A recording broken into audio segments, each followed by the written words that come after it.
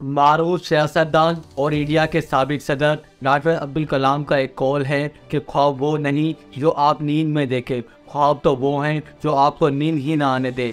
इस कॉल की अमली मिसाल ये मोहम्मद सिराज है जो इस वक्त वनडे में दुनिया क्रिकेट में नंबर 1 बॉलर है। आखिर एक गरीब और ऑटो रिक्शा ड्राइवर का बेटा दुनिया का नंबर 1 बॉलर कैसे बना। अस्सलाम वालेकुम, मेरा नाम राफत राजा है। इस चैम्बर ऑफ हिस्ट्री की आज की वीडियो में हम आपको मोहम्मद सिराज की ज़िंदगी के बारे में मुकम्मल मालूमात फराहम करेंगे।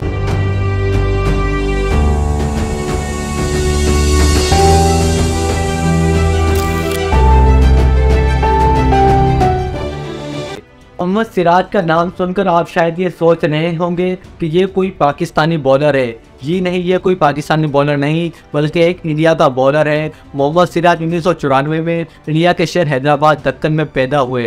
मोहम्मद सिराज के वालिद एक ऑटो रिक्शा ड्राइवर थे जबकि उनकी वादा लोगों के घरों में काम करती थी। मोहम्मद सिराज को क्रिकेट से जुनून की हद तक इश्क था।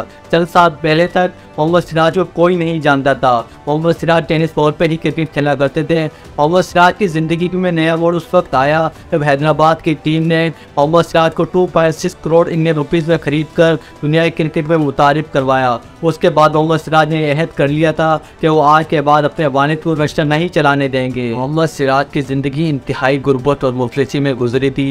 मोहम्मद सिराज का अपना कोई ज़ाती मकान भी नहीं था बल्कि वो लोग एक किराए के मकान में रहते थे। मोहम्मद सिराज के वालिद मोहम्मद गोश एक रिक्शा ऑटो ड्राइवर थे।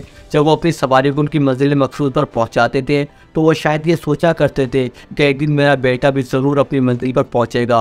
और फिर वो दिन आ गया जब मोहम्मद सिराज को हेड कोच रवि शास्त्री ने ब्लू कैप दी और मोहम्मद सिराज को इंडिया की नुमाइंदगी करने का मौका मिला।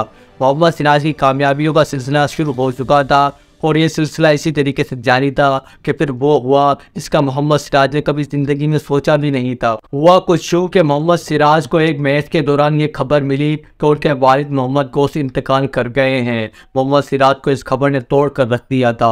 मोहम्मद सिराज के सामने ये ऑप्शन रखा गया कि वो चाहे तो मैदान छोड़ सकते हैं और जाकर अपने वालिद की नवाज़ जनाजा में शिरकत कर सकते हैं और उनका आखिरी दीदार कर सकते हैं। मगर मोहम्मद सिराज ने इनकार कर दिया और कहा कि मैं अपने मुल्क के लिए खेलने को तरजीह दूंगा। मोहम्मद सिराज ने इंतहाई हिम्मत और हौसले के साथ ये जवाब तो दे दिया था मगर वो अंदर से टूट चुके थे और इंतहाई गमज़दा थे क्योंकि उनके वालिद उनका एक बहुत बड़ा सहारा थे।